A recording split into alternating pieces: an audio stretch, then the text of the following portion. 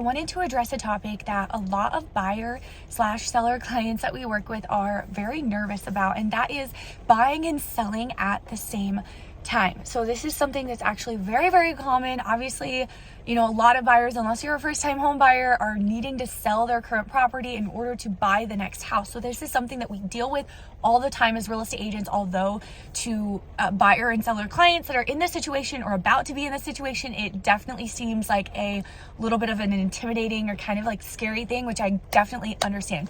But there's some things you need to know about it that might help it not quite be so scary. The first thing to note is that if you're a buyer who needs to sell their house, their current property that they own and live in order to buy their next property, it is going to be quite difficult for you to get an offer accepted on a property that you're trying to buy if your house that you're selling doesn't have an offer on it yet. Like, say it's just on the market but doesn't have an offer yet. We could potentially get an offer accepted on a house. Like, it's doable, but it might be a little bit more difficult.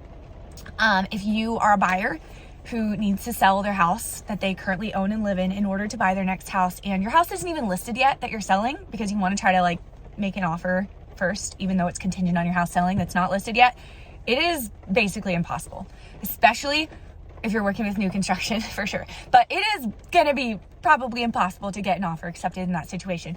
So that might be bad news for you, but it gets better. So don't be scared, because we're going to talk about that. The easiest situation to get an offer accepted on for you as a buyer who's house hunting that needs to sell their current house that they own, the easiest situation is going to be your house is not only listed, but it has an accepted offer. You've got a closing date. Like, you make this offer and it's contingent on your home selling, but the person selling the house that you're trying to buy, if that makes sense, like, they know that the house you're selling is going to sell. So there's ways around this, but that's just in a nutshell kind of how I rate it in my mind, based off of what I've seen writing offers, how hard or difficult versus easy it is getting an offer accepted in those different situations.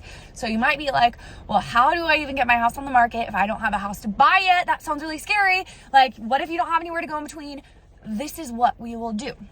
So in that situation, we would say, when we list your house, we will write on the multiple listing services where all the buyer's agents are going to see. So every buyer is going to know this up front. They're going to know that the sale of this home that you're selling is contingent upon buyers finding and closing on suitable replacement property.